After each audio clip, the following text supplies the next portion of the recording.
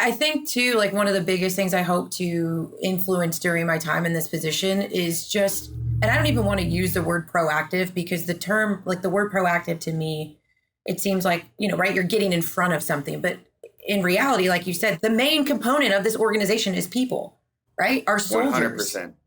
So I understand that the Army is very reactive, right? Where like people are failing PT, people are overweight, people are injured and they're costing us money. Therefore, how can we get on the front end of this? When instead it should just be a conversation of what does the core of our organization look like from a holistic perspective? What do they need from us? Because like you said, we sure as hell ask for a lot from them.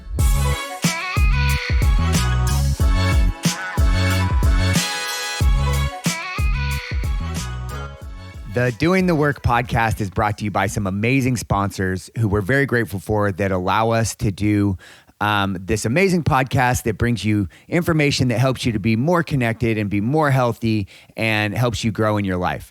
Strive Strength and Conditioning empowers people to be happier, healthier, and more successful in life. They help you to crush it in the gym so you can crush it even better outside of the gym.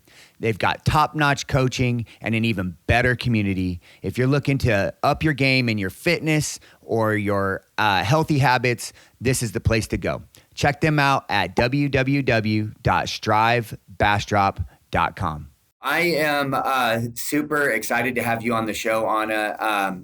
You were one of my students when I was a master fitness trainer instructor, and really memorable because for a couple reasons. One, I think you were the only female in that class. Is that right? I was. Yeah. So, which is, a lot of females show up to day one, but not a lot of females get through the first assessment, as you know, which was also obviously something memorable about you. But also there was this thing about you. You like had this like drive and this determination. You were clearly a high achiever because like at every assessment, you were like taking it, like you were there to, I don't know what maybe we'll get into that during this conversation, but it was clear that you were taking it very seriously. And so that left a mark on me. And then since then we kind of follow each other on social media and stuff like that. And, I always tried to challenge the students in that class to go out there and not just try to be a fitness guru. The word master fitness trainer, I think, is misleading in that, I'm going to be this guru who tells everybody everything about how to do exercise and nutrition. But the challenge really is to go out there and change the system, to make the force better and to be an agent of change. And I've been witnessing you doing exactly that. So that's why I had you on the show, because I'm just like super pumped to talk to you and hear about all that. Yeah, first of all, yes, thank you so much for having me. I'm super excited to be here. And you hit a lot of good things. Like you're in the same respect of, all the great things that you said about me, like your class. I don't know how, I've probably talked about that course more than any other course I've ever taken in the military. And you were like a huge part of that. I remember like when you and I were talking the other day, like I still have buddies from that course. Like, like one of them's like literally helping me move in 2 weeks. And being the only female was pretty difficult. Not in the sense like personally for me, but it was just, it created a little bit of a strange environment at first. But I mean, I just loved every minute of that course. And I actually trained for almost a year for that course. When you were like talking about like, yeah, I know. And sometimes when you tell people that, they're like, what? Well, that makes sense though. Yeah. Honestly, like in like the way that I could tell in your body language and how serious it showed it to me, you had something on the line and I could tell, Well, it was like, so I actually hired a coach. So I worked with Muscle Nerds and I had on it actually. I had been trying to get into an MFT course for at that time I'd been in the Army like 10 years. So I would say 8 of those 10 years I was trying and I just could never either get leadership to send me or I don't want to digress too much. But so I actually ended up in that course by a series of like unfortunate events for other people. Like someone got injured, couldn't go. I took their seat, so on and so forth. Like just like a series of things like that. They're like, hey, can you go to MFT? And I was like, sure. So it was actually kind of like a little bit serendipitous, I guess, or fate, however you want to call it. Yeah. I mean, that's how things work. What do they say? Luck is is what happens when preparation meets opportunity, you Yeah. know? Yeah. Um, So it was just wild. So when I knew I had the seat, I literally went into like preparation mode. I was like, I've been wanting to go to this course for so long. This means so much to me. This is bringing like my personal passion and my career and the Army all in one space. Like I have to show up without a single doubt that every day I'm going to get up and perform in this course and literally be the best person that I can be physically, mentally, and emotionally. And I did a lot of prepping for that. That's awesome. I mean, it's just, and there's a lot of people out there who have things that they're trying to accomplish, and they oftentimes it's more like a wish than a goal because they don't put any like effort into it. It's just like, and when the opportunity comes, they just kind of fold because they don't prepare themselves. So it's a huge testament to who you are that you did what you needed to do to make it happen. Yeah, and I didn't want to just show up either. Like you said, I wanted to go and I was there to perform. And I think too, there's like a little bit of a misperception because when I came into the course, I was a collegiate strength and conditioning coach. So I think a lot of times people just think that, all of that stuff comes natural and you just do it every day and you live it. But no, like I said, I hired someone, my coach Ben from Muscle Nerds to coach me every day. And when I tell you, like, it was a full gamut of like lifestyle coaching. I was tracking, my nutrition. I was tracking my volume in my training, my sleep, my bowels, my meditation, my stress levels. And it really also opened up my eyes to, how as like strength and conditioning or fitness professionals, like to what you even said, how we can also help other people or help people in ways other than just working out. So it was a pretty big life-changing experience for me overall. I'm really curious about that preparation. I didn't know all that going into this coming into this conversation, but with that level of attention to your well-being, and actually part of the things that I have three things that I think are a part of my personal purpose, and that's kind of why I'm have this podcast and one of those things of my purpose is to help other people to find optimal health. And so it sounds like you were on this pathway to like optimizing who you are as a human being. And I'm curious, like how effective did you feel like, going through all that process and all the things you did, like, give me a little bit of like experience, like what that was like for you and did it work? I mean, absolutely. It did work. And it was interesting because, I'm in my 30s.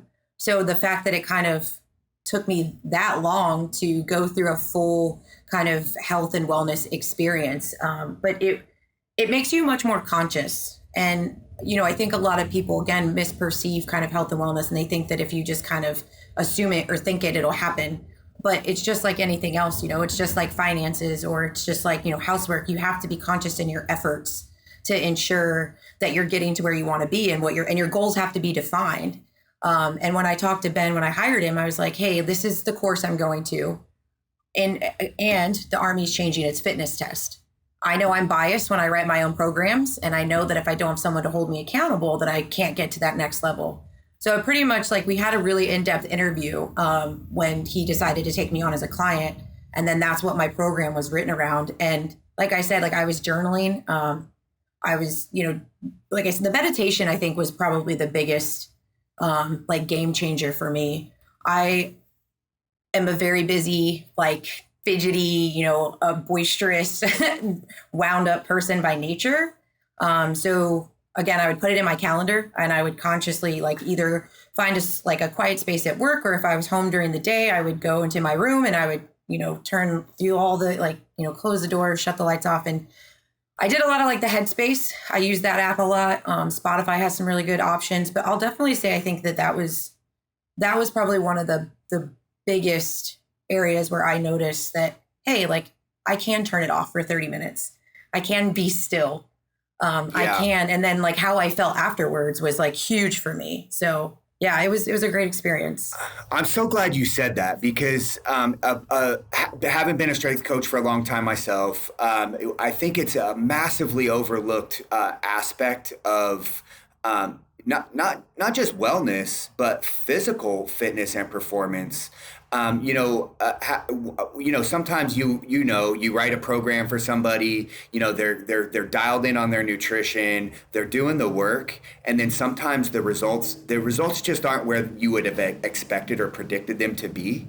And I found that stress and your mental state has a much higher impact on it than I think we've given credit to in the past. And so a big part of what I try to coach people on now is just as much as you're training in the gym and just as much as you're working on your recovery in terms of nutrition and sleep, getting into de-stressing, finding ways that help you to become in a peaceful state and get rid of all those things that kind of weigh on you in life has had a massive impact in terms of body composition, in terms of physical outputs, like in performance assessments, and the list goes on and on. It's interesting because I've also even been I've been a victim of this. What we perceive as fitness, right, are very tangible areas. So like you said, body composition, if I'm tracking my macros or, physical assessment of how I look or even a weight number on a scale. So I think it's sometimes the easy way to say, hey, as long as I'm doing this, this, and this, well, then I'm fit or I'm healthy. But like you said, we underestimate what the effects stress and life management have on us because, I was just talking to my girlfriend about this earlier today. The human body is capable of so much. It's sometimes we just don't give it enough credit, right? And its job is to keep us, it's to keep us alive, right? And it's to survive in a comfortable state. So just imagine all the things that are happening on the inside if you're constantly uncomfortable from things you can't see, like stress, and all the physiological responses that are happening because of that. And I think that's a hard thing a lot of people have trouble wrapping their head around because you can't see it. Yeah. The human organism is just fascinating. I mean, and we don't even know much about it. I mean, the truth is that even the best minds, the most dedicated researchers are still just making theories and guesses as to how all this happens in this I call, the meat suit that we wear, and that kind of brings me to another part of it is like what you were talking about when we're talking about optimization and we're talking about, this thing that we live in. And I try to make a key distinction for people, and why it's important to do the meditation and the hydration and just all the layers is that, you are not your body.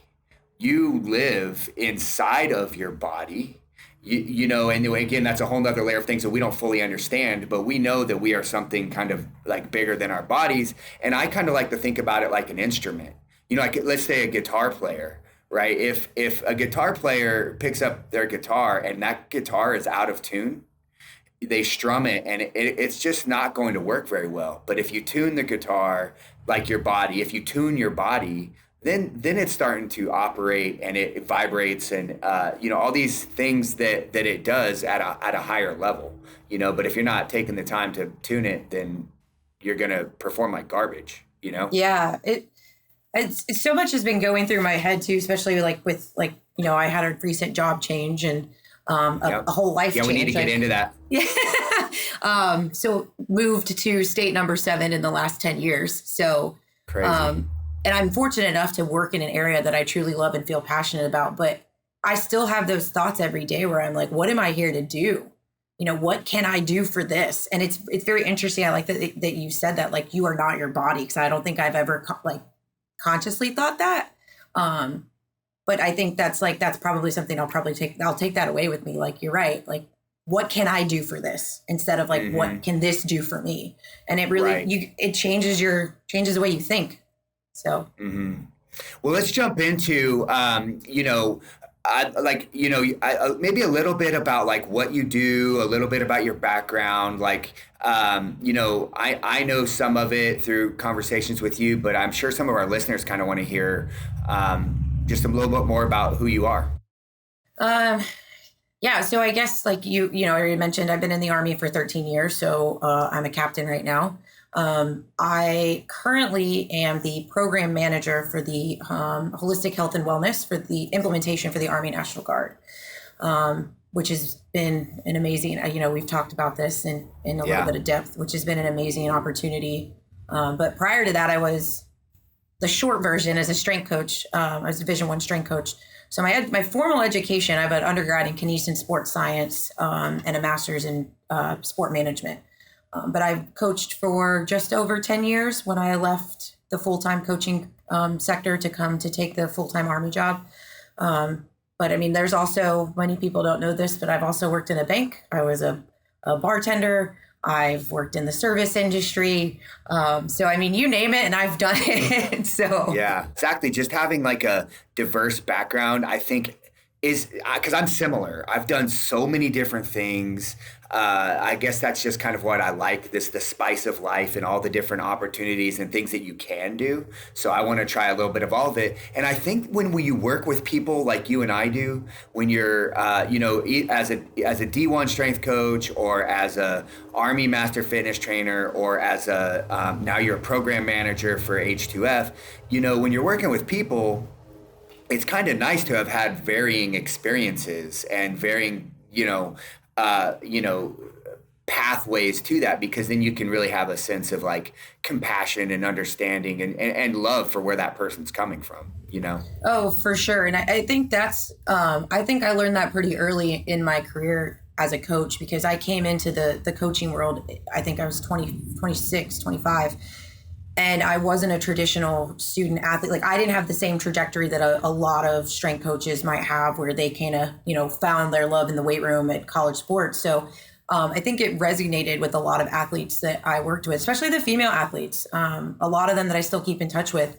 We've talked about that, the experiences that you can relate to. And, I always like to say that in the collegiate strength world, the strength coach is one of the only professionals that can talk to the student athletes all year round.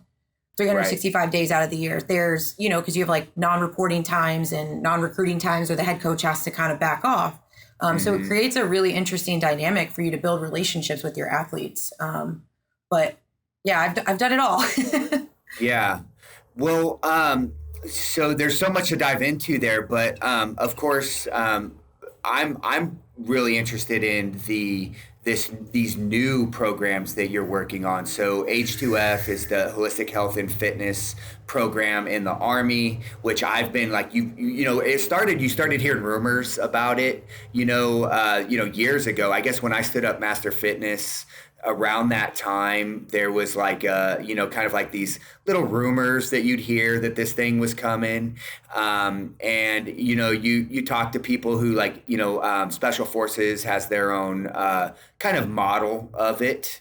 So now I'm just freaking pumped to know that it's like now being implemented.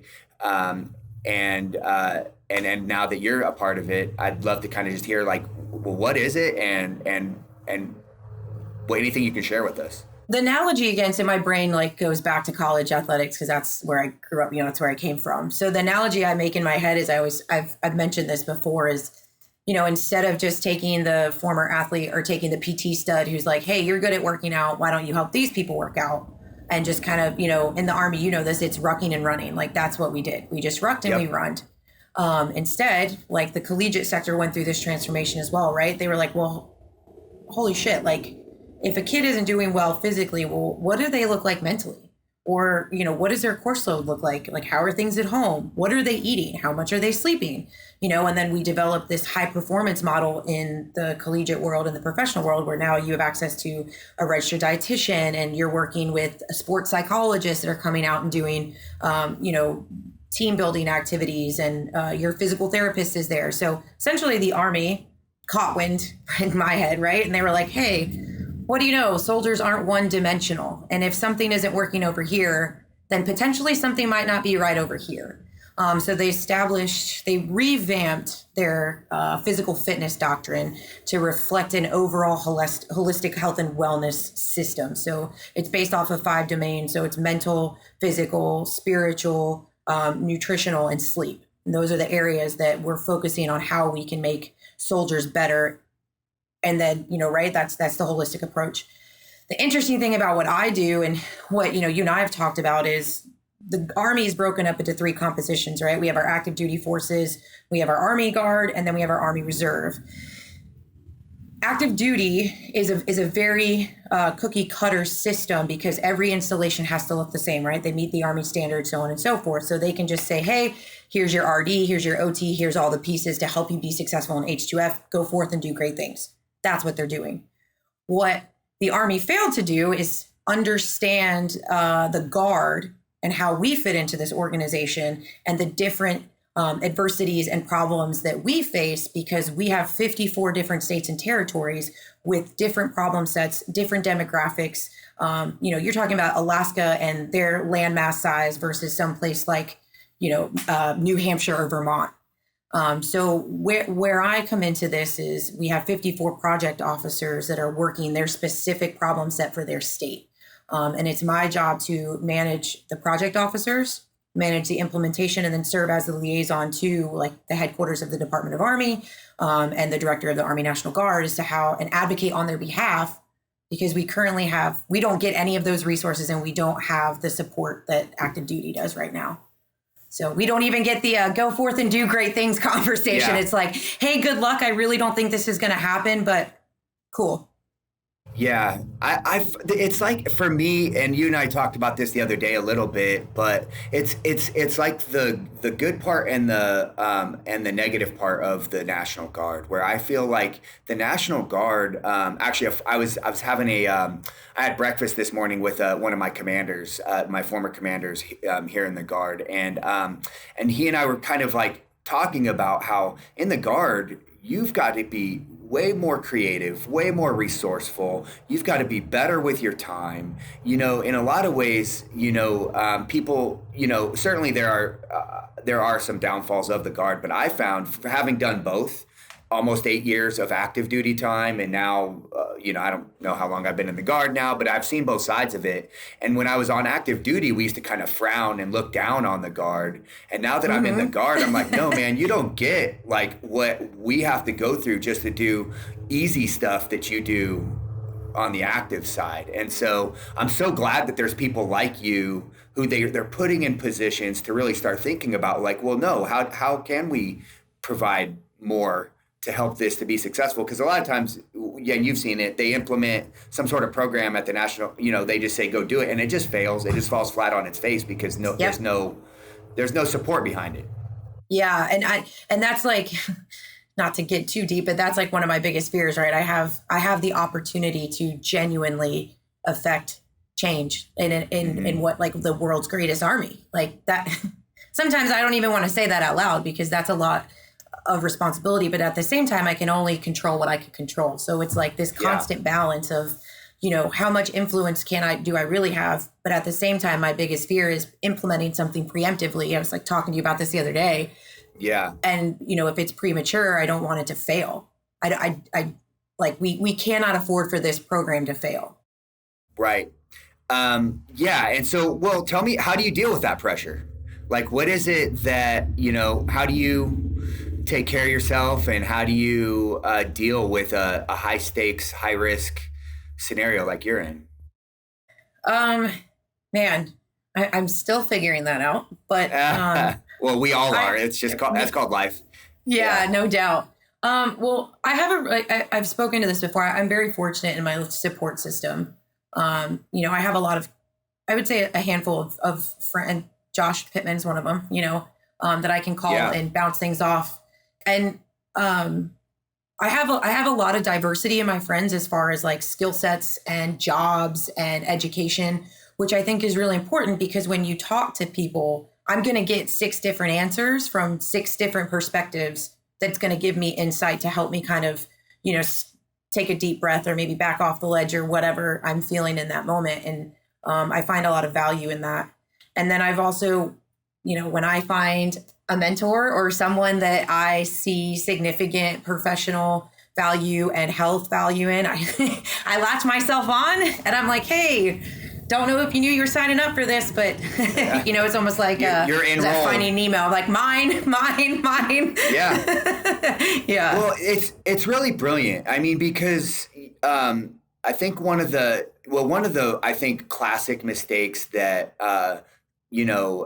rookies, people who are new to anything do is that they're afraid to admit that they don't know something. They're afraid they're afraid to say, I don't know. And they're afraid to ask for help. And I think one of the most professional people in the world at anything, are some of the first ones to say, I don't know. I'm not sure Absolutely. how to do this. I need help. And I think, I try to emulate that as much as possible, because I am certainly guilty of being that person where I just pull some bullshit out of my ass because someone asked me a question and I didn't know the answer, and really ended up embarrassing myself, but also being unhelpful. Actually being ineffective. You Yeah, know. I think as much as I love the Army, you also have to be self-aware, and then you also have to be cognizant, right? You don't want to you don't want any of that cognitive dissonance, right? You want to be in there, you want to know, and you want to be situationally aware. And for everything that I love the Army, that's one of the biggest things I kind of loathe about the Army. And I always make this joke. I'm like, my ego is not that big, and it's kind of a joke, but it's not, because I think the true definition of confidence and courage is being able to say, hey, I don't know the answer to that. Or, you know what, I'm not really sure which direction to lead you. Let's go find out, or let me figure it out and come back to you. Because that's in that moment, right? That's a completely stripped, vulnerable answer. You're making your either deficiencies or inabilities known. And especially if you're in a position of responsibility or power, and you're like, hey, I don't know. And I think that's a big thing that a lot of people they don't know how to do. Well, vulnerability in leadership alone is, in my opinion, transparency, vulnerability, authenticity is something that I found to be severely lacking in a lot of leadership. Mm-hmm. And the leaders that I've looked up to the most, and when I've been the most proud of myself as a leader, it's really in those really vulnerable, honest, deeply honest, transparent states. Because that's what builds connection. That's what builds trust. Real intimacy, not, anything other than just how people can connect with each other, truly comes from creating a safe place. And people feel safe when they feel like you're giving them the real deal, Oh, yeah, absolutely. And like you said, I definitely think that's something it was an evolved process of mine. Because I remember, especially in coaching, when I first started, I didn't want to hear anything my athletes had to say. I didn't want to hear anything. I was in charge. I was the leader. It was everything I said. Yep. Don't even ask me how my day is. It doesn't matter. You don't need to know how my day is. Right. And I look back on that and I'm like, what in the hell? Yeah. I wouldn't have listened to a word I said. Well, we've all been there as leaders, and you couldn't get to where you are right now without having gone through that. There's just levels of maturity in leadership and just like human development. It's no different than that adolescent state that we've all gone through. There's adolescent leaders, and it's not something you can read in a book. What do you think about how does me, having served in I had some fairly elite units in my military career, I guess where I'm going with this is that one of the things that I think isn't talked about a lot, and I'm curious about your perspective on it and how maybe it even plays into H2F, like you mentioned, obviously physical fitness, I think you said mental, spiritual, sleep, and there was one other one. Where does human connection come into that? Where do relationships play in?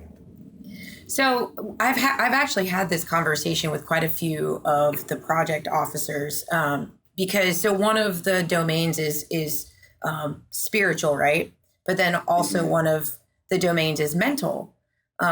So it's interesting because we talked about in the Guard, right? We have 54 different abilities of governance because we all report to the governor in the tag, which is different than active duty.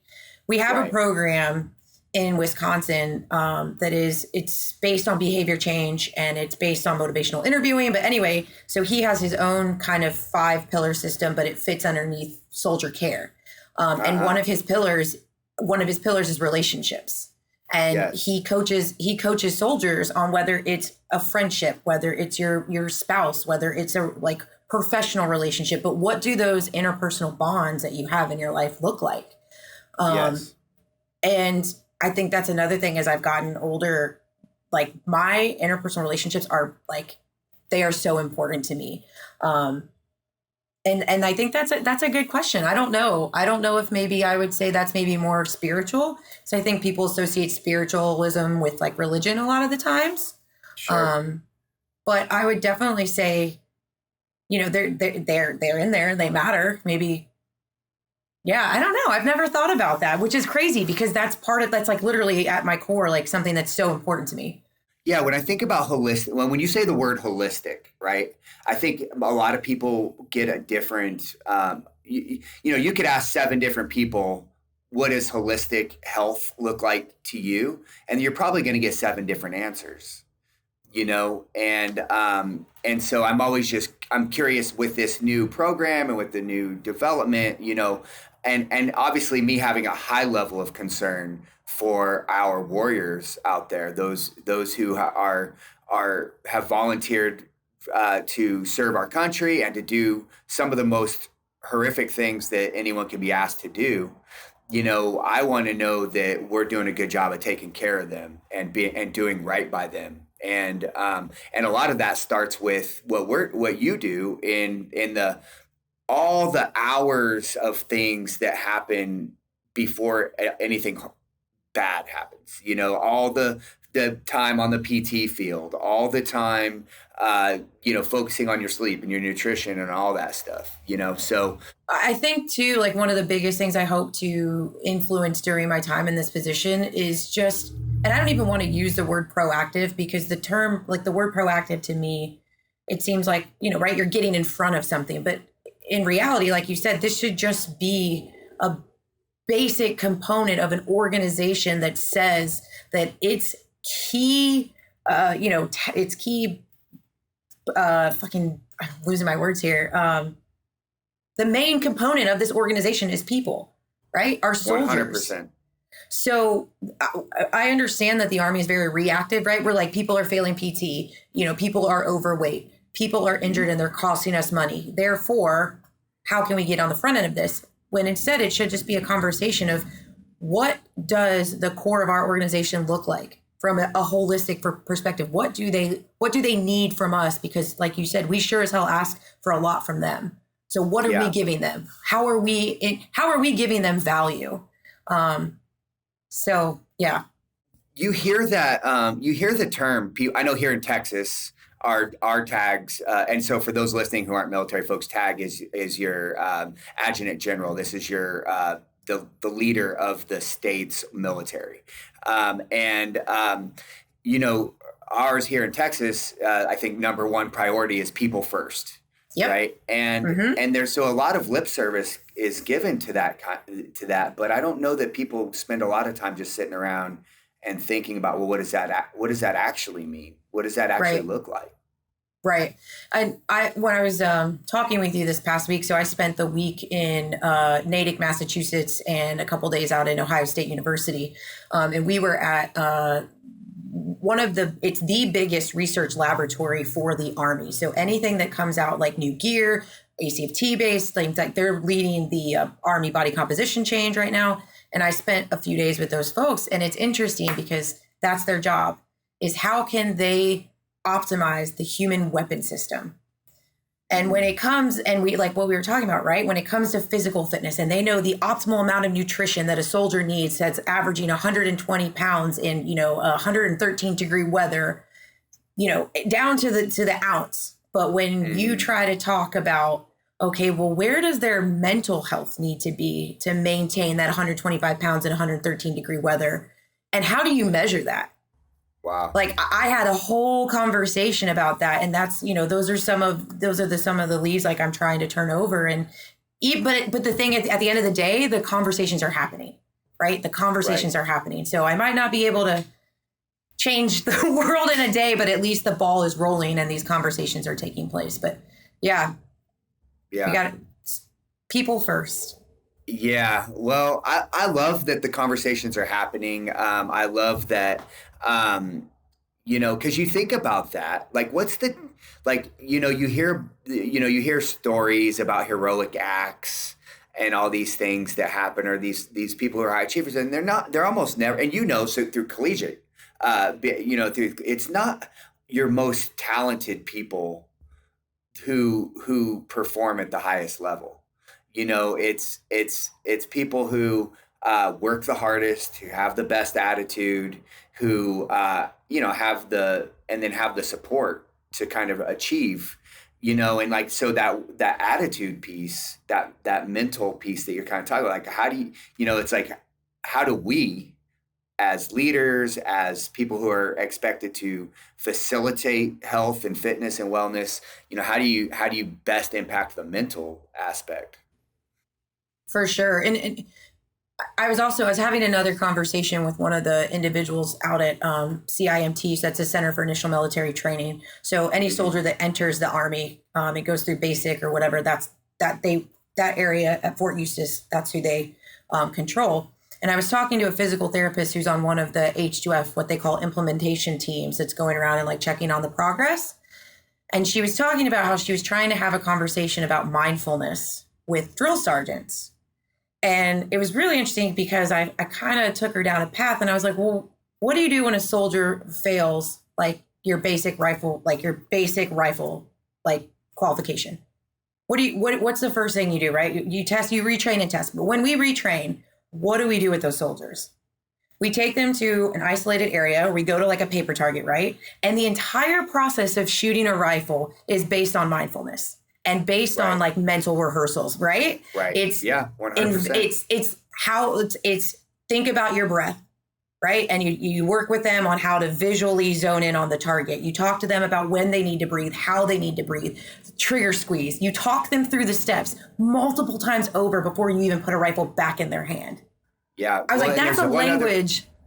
Yeah, I've Go never ahead. thought about it like that, but like, what a powerful analogy in that, because also, you're not thinking when you're doing basic rifle marksmanship, you're also 100% in that moment. You are not in the past.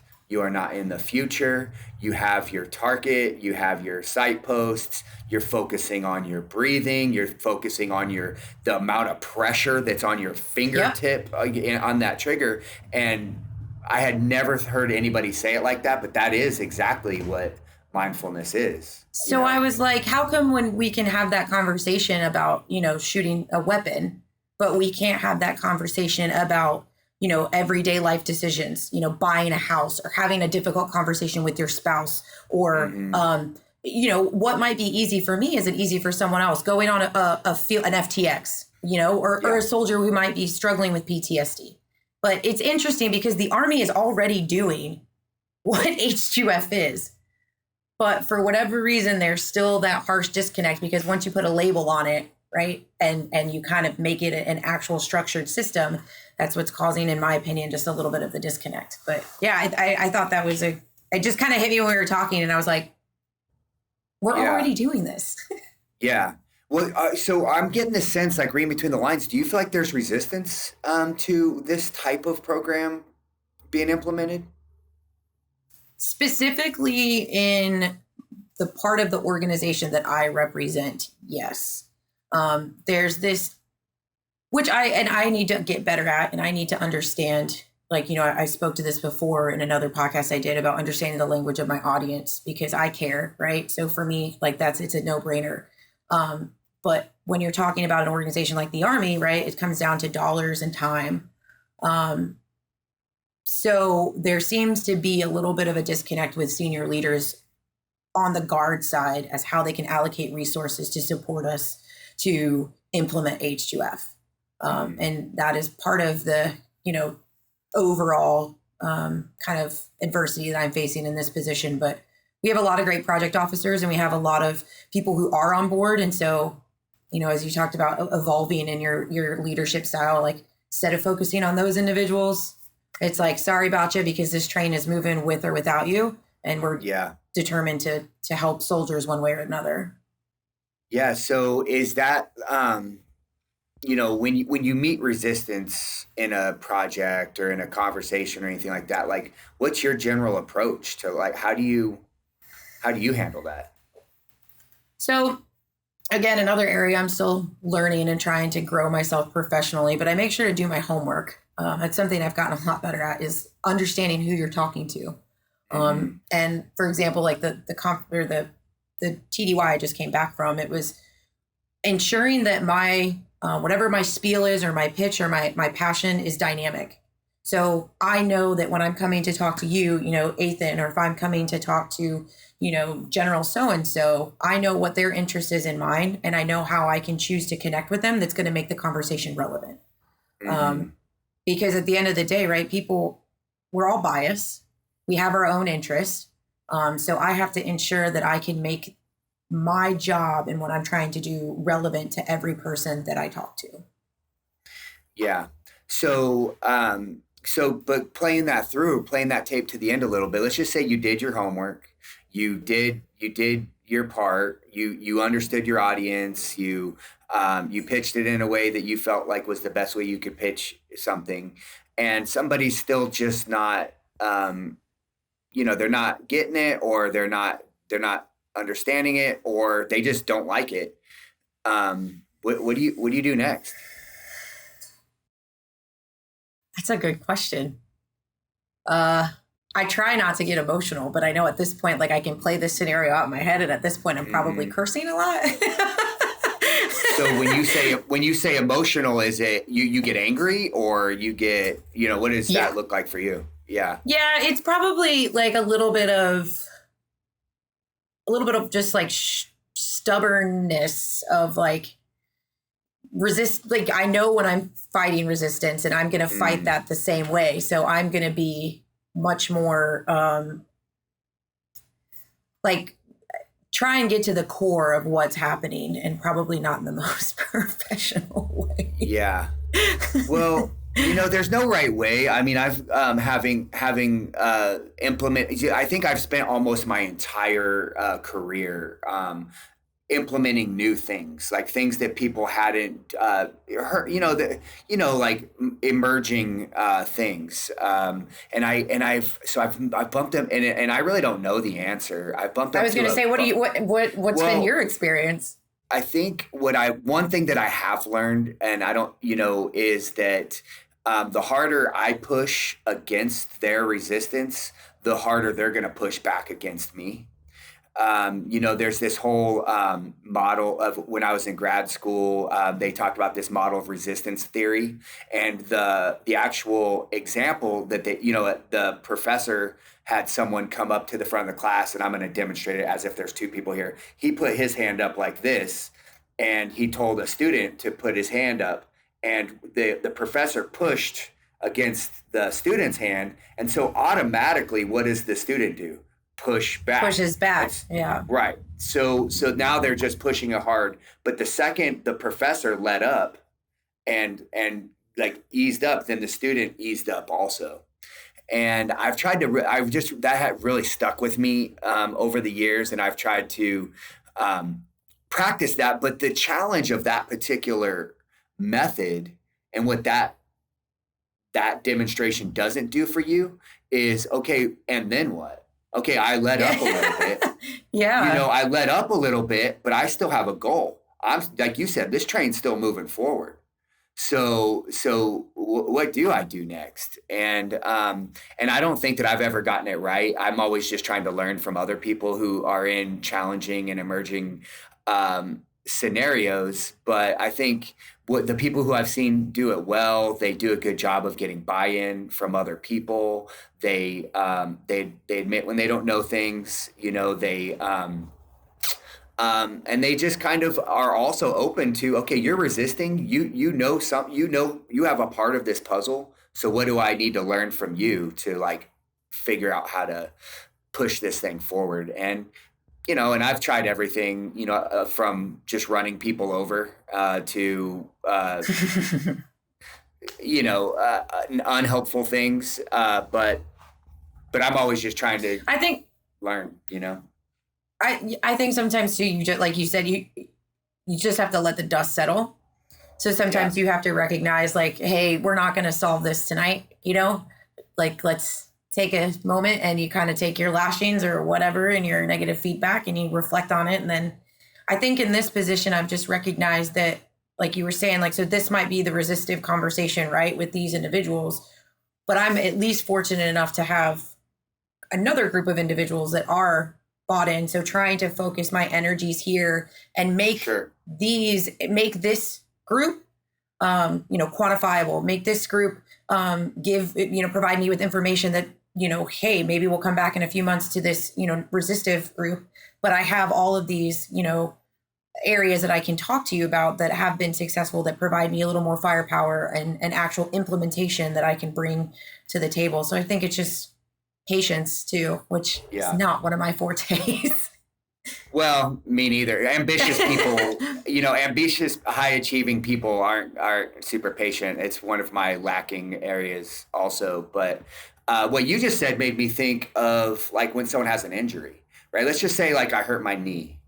And so that would be like the resistance in a particular idea. Well, yeah, there's going to be certain things I can't do with my knee or my leg, but there's like 30 other things I can do, right? I can start working on my core. I can start, working on my mobility. I mean, there's a lot of other things that I can do. And like your analogy kind of made me think of that. Okay, I bumped my heads against this person.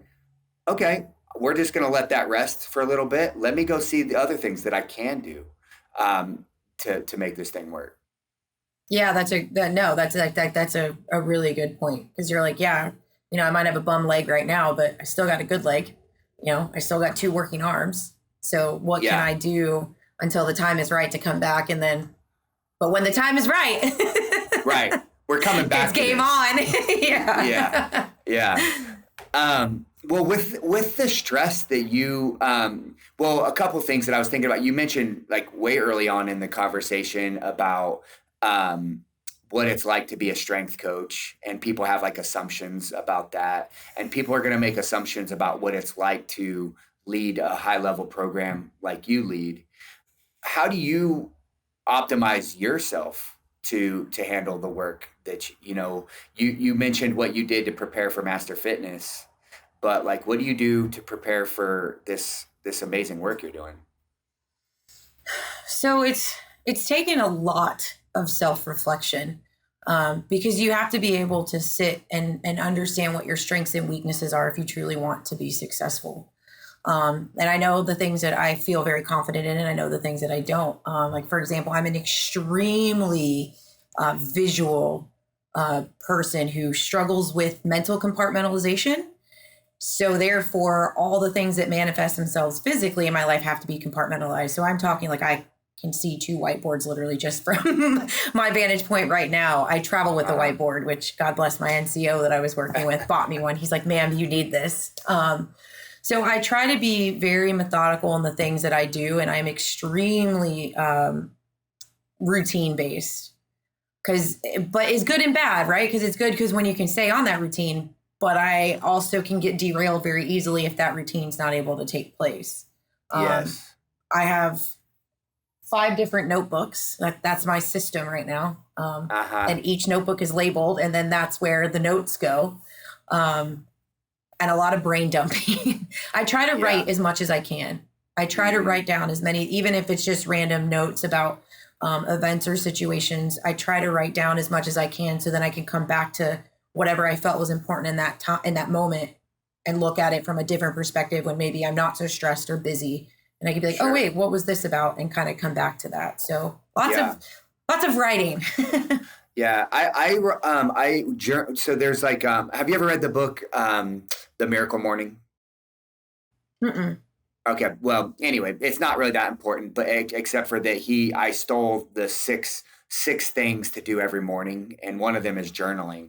And you saying that you come back to what you write, like I'll write and I'll journal, and it's very it relieves what's in my mind. It gives me perspective. I'm able to organize my thoughts.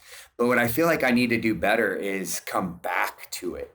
Like I might as well just burn it as soon as I write it, honestly, because I don't ever revisit it. And it's just something I'd like to be better about, Yeah. I mean, it's definitely come in handy because like I said, like if you're able to be in a different mindset, sometimes it also cultivates just like additional thought. And you're just kind of like, like when I texted you the other day and I was like, hey, I got some, like literally it's just going to be a brain dump of, deciphering some notes and coming back to some thoughts that are happening in the moment. I'm sure some people think I'm crazy because I was like sitting in some meetings and I'm like, and they're probably like, what is she doing over there? Like, this is just an informational brief.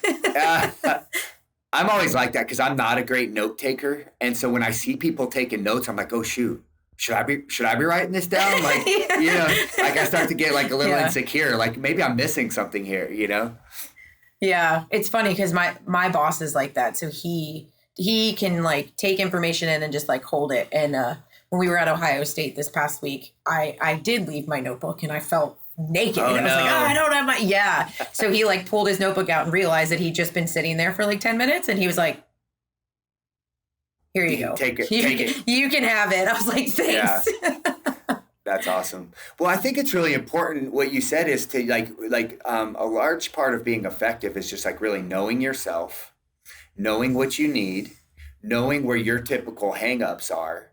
Where are my stumbling blocks? Like after a while, it's kind of like shame on me if I just keep tripping over the same stumbling block and I don't ever do anything to overcome it. And so like what I'm hearing you say, you're creating systems, you've got your whiteboards, you've got your notebooks, you've got the things that you need to do to keep yourself going. One thing that you said that I totally relate to is I'm a very routine person. I'm constantly fighting to hold my structure in my life. But when something derails it, it's like I'm completely spun out. And I really want to, I'm getting better at adapting, but like I'm still not great at that, Yeah, it's hard. And I've been traveling like crazy. And I actually took a month, which sounds like nothing, I'm sure, but to me it seemed like eternity. I didn't travel for the entire month of October. And you would have thought I was a new person. I just started traveling again 2 weeks ago. And that's definitely... No, that's definitely something that I want to try. And there's a couple things that I'm like, okay, this has to happen. Again, I was like talking to my girlfriend Vanessa about that this morning. Like I have to get up, I got to get walking, and I got to get a coffee. Like if nothing else, to at least try and start my day. I'm like, let's get a coffee, especially when you're traveling on time zones. Like getting up and getting moving and finding the sun and just like being alive, like. That's really big for me in the mornings, but it's definitely difficult when you're traveling as much as I do. There's so much research right now around sunlight and even down to the. Do you know Andrew Huberman at all, or do you know who that is? He's a researcher from Stanford, and he's actually a neurologist, but he has a lot of. He's doing a lot of research out there around like sunlight and actually getting direct light into your eyeballs as soon as you possibly can in the day, and I'm just like, I'm trying to coach as I'm picking up information like that. I try to coach other people, like almost like lab rats, like, hey, let's try this. Let's just get up and get sunlight in our eyes in the morning and see like what happens, and it sounds like you're kind of picking up on that. Yeah, it's funny that you say that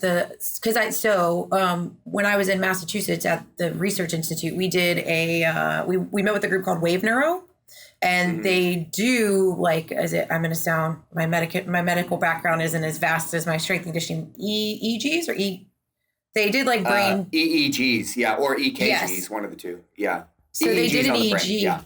Yes. So they put this like contraption on and they give us like brainwave information. But he asked me about my routines, and essentially it was almost like a gypsy reading my palm, but with legit science, because he could see like they can tell how fast your brain is processing information by different sections. So the front of your brain versus the back of your brain, so on and so forth. But I talked to him about my morning routine, and he was like, do you wear sunglasses? And I said, I always wear sunglasses. He's like, take your sunglasses off. And I was like, I've been doing it all wrong. Yeah. He was like, no, it's good, right? You're still getting out and your body knows. But he's like, you have to take your sunglasses off. And he actually spoke, he well, I think he was a neurologist as well, but he's like, you gotta let your eyes see the sun. And I was like, oh, Yep. okay, it's good to know. Yeah. And I can just say that for me, it's like amazing that that's just like a little switch that I flipped that, I mean, has had impact across a lot of different aspects of my life, you know? And it's crazy to think about that. Like it's the simple things like, you know, I think for the better part of 20 years, I've drinking a gallon of water a day, and it was like, okay, I'm hydrated, like whatever. But then when I started putting electrolytes in my water, it became a game changer. Like you're like, whoa, like it's like someone just flipping a switch, you know? Right. And that's how I am when I try to talk to people about sleep. Because they're like, oh, well, you know, I'm good on 4 or 5 hours of sleep a night. I'm like, but are you? Because imagine, you're right. And then they're like, oh, but I function. I'm like, you might be functioning. Because again, like we already said, right, your body's job is to stay alive. But imagine if you got 8 hours of sleep. Or imagine if you got 9 hours of sleep, which is my number. But Right. Well, and it goes back to that guitar analogy. Like, yeah, I can strum this guitar, these strings of this guitar, and it'll make a noise. You know, it'll do something. Yeah. But if it's not tuned in, and if it's not the right chord played at the right time, right, then it's not as beautiful as it could have been. Right. And sometimes, which again, coming full circle, right? We were talking about this when I was in Massachusetts. Well, I've always done it this way and I've been successful, right? So maybe the objective of the person playing the guitar isn't to sound beautiful, but it's just to make noise. Yeah. So they're like, hey, I can strum these strings all day long and I'm making a sound and somebody's going to hear me. Right. And it's the same thing in the Army. And that's why we're facing like that resistance, because it's like, wait a minute, I'm here in my career. So everything I did from this point forward must have been right. And it worked because I made it here. So why are you telling me that I have to change and make something different? Right. Wow. I mean, what you just said is so powerful that I think like not enough people think about that. Like if your objective is like, I'm just going to keep using the guitar analogy because we've gone there already. Is just to make some sort of noise, and it's gotten you somewhere, you know, then because not everyone's goal is to make beautiful music. Right. Or you're not everyone's, you know, some people want to make some sort of music, but they don't realize that they would love another kind of music if they just tried it, or they'd be more effective. They'd be better at it, you know, and you got to try different things, you know, different songs and chords and whatnot. Yeah. So anyway, I'll have to think more about that. But So, was there anything that you wanted to talk about on this podcast? As you were getting on it, were there things on your mind or things that you've been on like every podcast, like you've been on so many podcasts lately that like, I'm curious, like if there's things that like, is there anything that you've talked about on those other podcasts that you feel like needs to be shared? I mean, well, I will say that I think, you know, whoever listens needs to know, like, again, like what an influence you were. So I'm going to put you on a little bit of a pedestal here for a hot second. Oh no. Luckily this light's really bright, so we're not going to blush. It's so crazy because again, Josh and I still talk about this to this day. Cause like we remember the staff went up and introduced themselves and, you know, you guys were like, I'm Sergeant so-and-so, I'm Sergeant so-and-so. And like Pittman and I were literally like, that guy. Like, we want that guy. And when we got put in our small group and you were our like team leader or our small group leader, like Pittman and I were like, this is great news. We were so excited. And also for the record, I was petrified that you were going to fail me on my final project.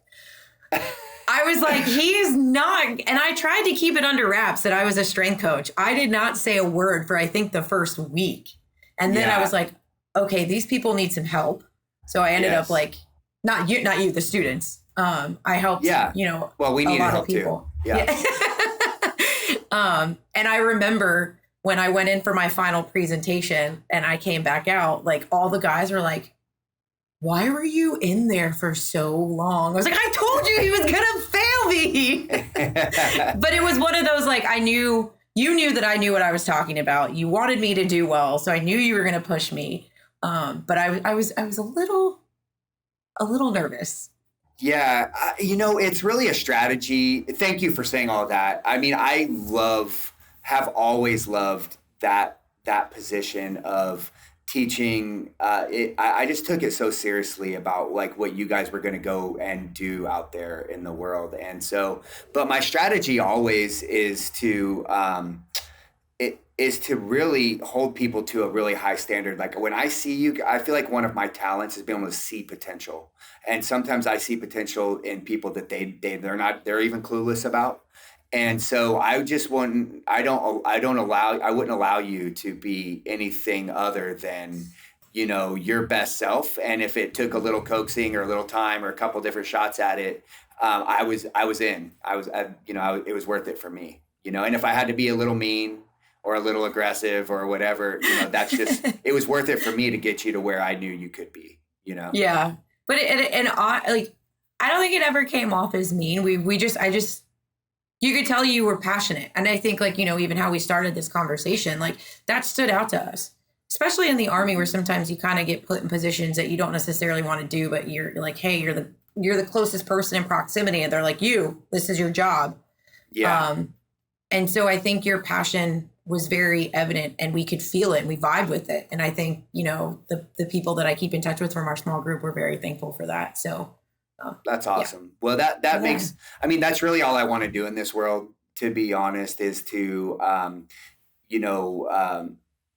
is to help other people to become their best self. Like I said, my purpose, I feel like, is helping people to find their optimal health, to build their deep connections, and to self-actualize. And so if I feel like I've accomplished that, then that will, then I will have made it in this world. So I'm glad that at least in that one micro moment of time, I maybe got a little closer to that purpose. So absolutely, the people in that small group appreciate that. So you definitely had that effect. And I'll definitely say, like, I've done like strength and conditioning podcasts before as well. And what I very much so appreciate and enjoy about like this new job and some of these new opportunities it's created is I get to talk much more, much deeper. Right. Yeah. We're not talking sets and reps and are you a front squat guy? Are you a back squat guy? I genuinely get to talk about human evolution and optimization of the human as a soldier. Yes. And that's something that I will never take for granted. Well, that's the beauty of the word holistic. I was so proud of the Army for choosing that word over whatever other words they could have chosen, what the ones they have chosen in the past. For example, the course that I stood up for the Army was Master Fitness Trainer, and it's just so ridiculous to to those words versus holistic health and fitness. It's in there, right?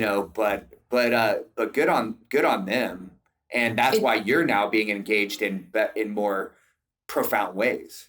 Right, dynamic conversation. It's so funny too you say that because I have 4 life rules, and life rule number 2 is words matter. Words matter. Yes. And for an organization that creates, additional skill identifiers and certain paths and avenues for individuals solely based on labels, right? Whether you're a master, an expert, beginner, it's very interesting that they labeled that course Master Fitness Trainer when you could beg to say that maybe that's not quite what you produce. No. Welcome to entry level fitness.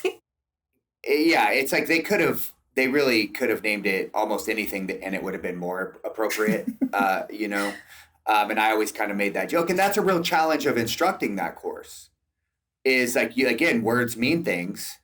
And, people go in there expecting one thing, and I'm not giving you that thing until you've met these other requirements, and so it's just really challenging. I love that now I need to know what your 4 rules are. You said the second one was words mean things or words matter. What are the other ones? My first life rule is compete in everything you do. Whatever that means, compete in everything you do. My second life rule is words matter. You said words have meaning. Whatever you're saying, it matters. My third life rule is don't be a dick. Just don't be a dick. Like nice. you can be you can be angry, you can be passionate, you can be, conversational, but have intent. There's a difference, right? If you're just being mean to be mean, then come on. Otherwise, like, let's have some constructive conversation. And my last rule is, you know what? Sometimes you just got to be happy to be here. Yeah. I love that you have those rules. Like, honestly, there's something powerful to like people having, a creed or a manifesto or values that they've established for themselves. I have 5 values that I that I always keep at the front of my mind, and I talk about them as much as I possibly can. But I'm curious, I just want to know from you, like, what does having those 4 rules, what does it do for you? Like, how does it serve you in your life? Yeah, I think, which is a huge theme of kind of like what this whole conversation is, like, it keeps me honest and it keeps me centered. And they all kind of like resonate in different ways, right? Like I said, I'm a very passionate, aggressive person. And in this job, you have to learn how to hone all that in. So I don't need to ever be mean or rude to get a point across. I just have to be proficient and, speak my piece. But I think they just keep me centered. They bring me back to where I'm supposed to be. And like I said, compete in everything you do doesn't have to be over the top, but it's like, MFT, or it's like this job. It's like, I'm going to show up every day and I'm going to take things just a little bit further. I'm going to take them just one step more than I have to. And I think they just remind me as to who I am and what I'm here to do. Yeah, mine give me something similar. They give me, it's like a decision tree matrix, right? Like if something comes across my radar, an opportunity comes, an event happens, whatever, if I've got them memorized and they're always on the front of my mind, I can always just check in. Like, this thing that I'm about to do, is this in line with in your case, you call them rules, I call them values. Is this in line with what what should I do next? And so mine are prioritize what matters, fail often, own your own life, kindness over everything, and oh gosh, I'm gonna miss. I said own your life, prioritize what matters, fail often. Oh shit! Well, I'm forgetting. But kindness. Aren't they don't you have them tattooed? Yeah. Oh, that's right. I'll just tattoo them. I'll just look at it. Do the work. How can I forget? Do the work. Yeah, I remember that. That's right. They are tattooed. Yeah, I remember. Yeah, so, and you know what? Subconsciously, maybe that's where I don't even know when this happened. I don't know when I evolved or gathered these, but I remembered that you did have those tattooed. So you got a little cheat That's sheet. funny. Thank you for reminding me. Yeah, they're just not facing me. But yeah, so I love that you have those, and I love that you're using those. I'm curious about the. I guess it's funny because when you said compete, like the word, like what's the exact rule? Say it again. Compete in everything you do. Compete in everything you do.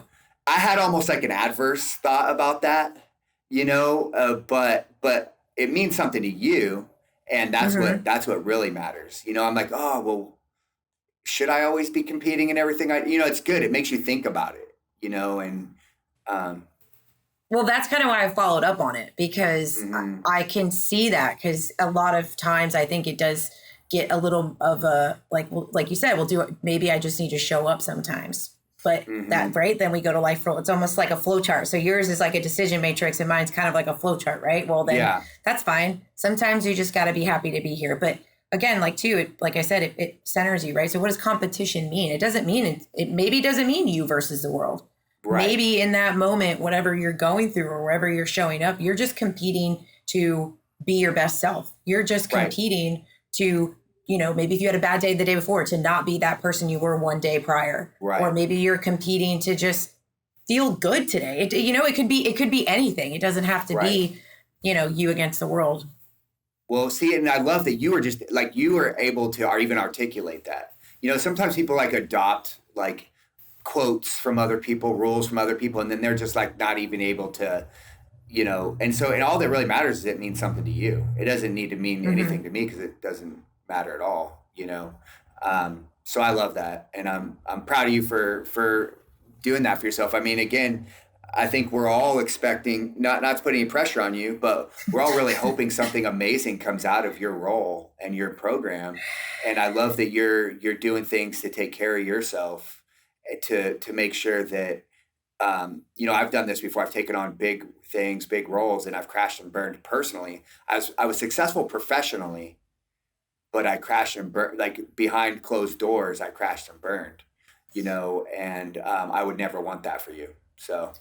Yeah. And I appreciate the DMs and the texts that you've sent me. And sometimes I'm pretty transparent on social. I don't really, like I said, my ego's not that big. I don't really have anything to hide. And like the last 8 months, I would say, of like traveling and then transitioning into the role have been pretty tough personally. And I'm still trying to figure it out, and like, I think you had said something to me a couple of weeks ago where you can't compartmentalize yourself, right? Like who you are in that moment affected who you are right now. So without that event, the person that you are right now wouldn't even exist. And it was so interesting because you literally said that to me, I think the same day that I had a conversation with one of my project officers in Wisconsin. And he's like, hey, make sure that you don't misremember things. You got to remember them in the way that they happened. And your perception right now and the way you're feeling might cause you to misremember. But don't only focus on where you feel like your shortcomings are right now. Because throughout those processes, you did have some really great things happen. And no, you're right. And I'm trying to hold on to that and balance that. And, my boss was like, hey, his approach is a little more external, right? So he's like 54 states and territories right now are depending on you. So let's do them justice. And I just gotta keep telling myself that. Yeah. Well, and you're always going to do your best. So you don't ever have to worry about that. I like that advice about don't misremember things. I think we tend to do that a lot. Like, there will be some fact, and not only just misremember it, we fill in gaps of information with our own bullshit and lies.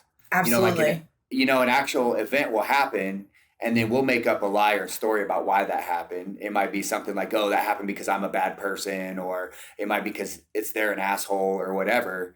And I think we have to be, as human beings, we have to be really careful about how we fill in the gaps of knowledge, how we remember things. Over time, the story becomes something totally different than what actually happened. Isn't that wild? Yeah, it's crazy. Human beings, it's crazy.